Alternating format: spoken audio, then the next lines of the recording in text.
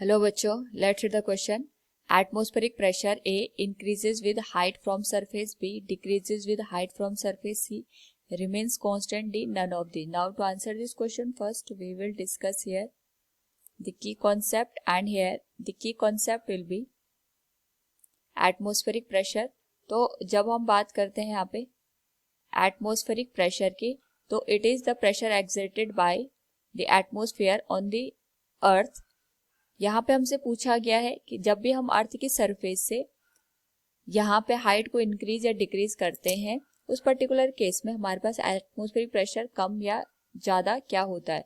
तो हमारे पास सपोज ये अर्थ है, अर्थ के बाहर डिफरेंट लेयर्स हमारे पास मौजूद होती हैं एटमॉस्फेयर की, जहाँ पे एयर की जो डेंसिटी है वो हमें यहाँ पे अलग अलग देखने को मिलती है. और ये जो एटमॉस्फेयर है अर्थ पे यहाँ पे प्रेशर को एक्सर्ट करता है. तो क्वेश्चन में पूछा गया जो एटमॉस्फेरिक प्रेशर है increases with height from surface, decreases with height from surface, remains constant and none of this. तो जैसे जैसे हम यहाँ पे अर्थ की सरफेस से अपवर्ड डायरेक्शन में मूव करते हैं और हमारे पास यहाँ पे जो हाइट होती है ये इंक्रीज हो जाती है. उस पर्टिकुलर केस में अगर हम बात करें तो यहाँ पे पर यूनिट एरिया में हमारे पास जो एयर है इसका अमाउंट कम हो जाता है.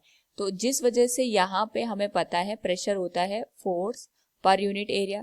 तो इस पर्टिकुलर केस में अगर पर यूनिट एरिया में एयर का अमाउंट ही कम हो गया तो हमारे पास यहाँ पे जो फोर्स का अमाउंट होगा वो भी कम हो जाएगा. और अगर फोर्स का अमाउंट कम हो जाएगा तो उसके करस्पॉन्डिंग जो प्रेशर जनरेट होगा ड्यू टू द एटमोस्फियर वो भी हमारे पास रिड्यूस हो जाएगा. सो यहाँ पे हम कह सकते हैं एज हाइट, और एल्टीट्यूड भी हम इसको यहाँ पे रिप्रेजेंट करके लिख सकते हैं as height increases atmospheric pressure decreases.